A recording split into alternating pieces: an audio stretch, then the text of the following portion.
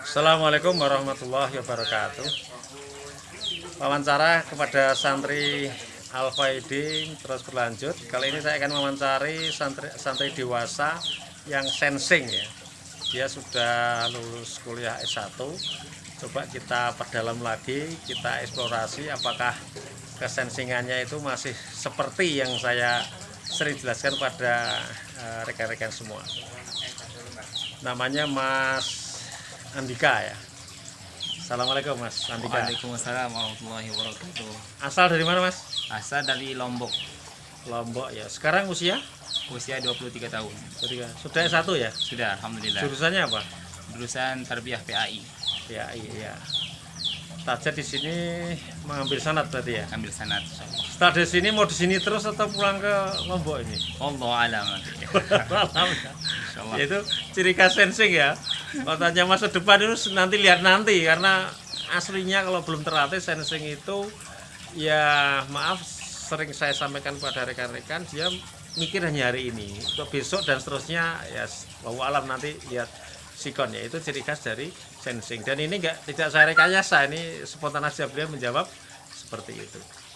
Mas Andika, kalau dinasihati Ustadz atau diarahkan, suka kalimat yang global atau yang urut, detail, rinci gitu? Lebih ke rinci. Rinci ya, suka rinci ya, ya.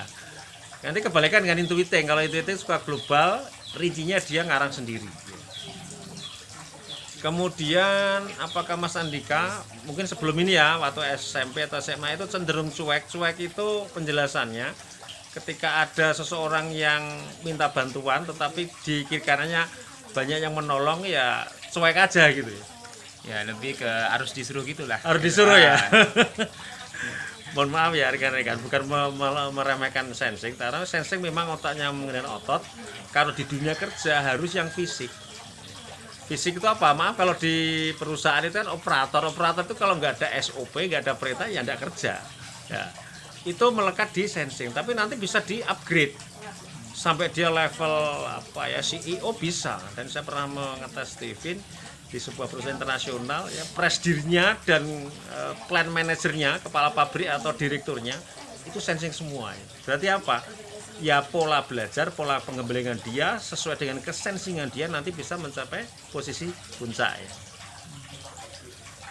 Kalau menghafal Quran Mas, apakah caranya gimana? Coba jelaskan. Kalau menghafal Quran misalnya ya, dalam satu halaman itu ada 15 ayat. Ya. Ya, Anda bagi jadi 3. Satu itu 5 ayat, satu 5 ayat, satu 5 ayat, dan itu ada pola-polanya. Misalnya awalnya kola. Ya. Nah, itu diingat. Ada tandanya ya. Ya, tanda. Tandanya apa, awal ayat paling enak itu. Ya. Misalnya kof atau Ya. apalagi itu ya. 5 tadi Mas ya. Ya. 5 dihafalkan kata depannya, huruf Ya. depannya, baru dihafalkan komplit. Itu sudah cocok itu. Itu memang gaya menghafal Quran anak sensing gitu ya. Kemudian kerasan nggak di sini Mas? Betah nggak? Alhamdulillah suasananya karena mendukung gitu, nggak rame, jadi Nggak rame ya? ya Lereng gunung ya kita dari ya. gunung, jadi fokusnya itu dapat. Ya. Iya ya. Kalau apa ya, pola asuh Syekh Dr. Evardhani gimana pada para santri itu menurut Anda? Menurut Anda sih bagus, karena ya karena ada bimbing langsung, misalnya kalau tahsinnya kurang langsung ditegur, dan ya diarahkan juga dengan berupa mutabaah tuh, pemantauan mutabaah yang alhamdulillah menurut Anda itu bisa membuatkan mungkin banget. Iya, itu untuk menghafal Qurannya. Iya. Kalau masalah akhlak adab, beliau mengajarkan enggak?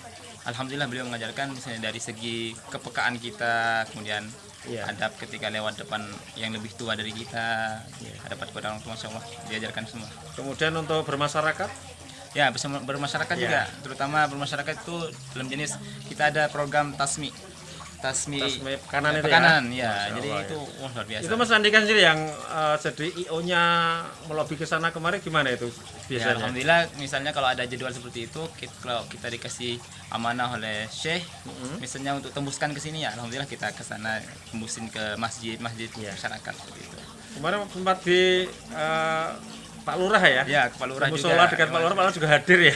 Alhamdulillah, iya. Ya, gitu rekan-rekan ya. Pondok Pesantren Al-Faidin ini selain memang pengasuhnya itu beliau Syekh Dr. Arif Wadani itu bersanad, tahsin dan tahfidnya, kemudian akhlak kepada masyarakat juga kita gemblengkan kepada mereka sampai tingkat praktek ya. Alhamdulillah. Ya, tapi seperti itu sehingga nanti mereka lulus dari sini ya siap untuk berkarya di masyarakat, di pondok pesantren dan terus-terusnya. Sedang tugas saya di pondok pesantren ini adalah memberikan ilmu SDN ilmu STIM kepada para santri. Kebetulan Mas Andika ini termasuk santri beasiswa, jadi ada dua varian ya, santri berbayar sama beasiswa. Tapi beasiswa nanti kan harus mengabdi, kalau dia 1 tahun menghafal Quran selesai berarti mengabdinya juga setahun ya, 1:1.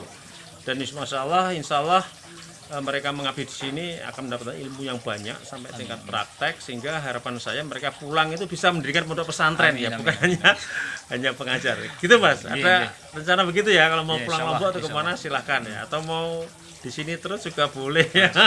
Nanti kita carikan istri ya, carikan rumah, insya Allah ya.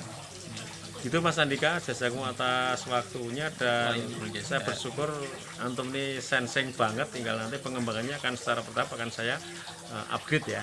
Siap ya? Siap insya Allah. Demikian Mas, Assalamualaikum. Waalaikumsalam warahmatullahi wabarakatuh.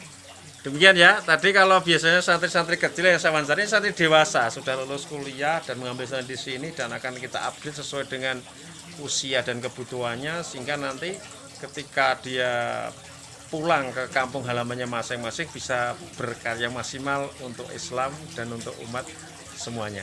Demikian dari saya, mudah-mudahan menginspirasi. Assalamualaikum warahmatullahi wabarakatuh.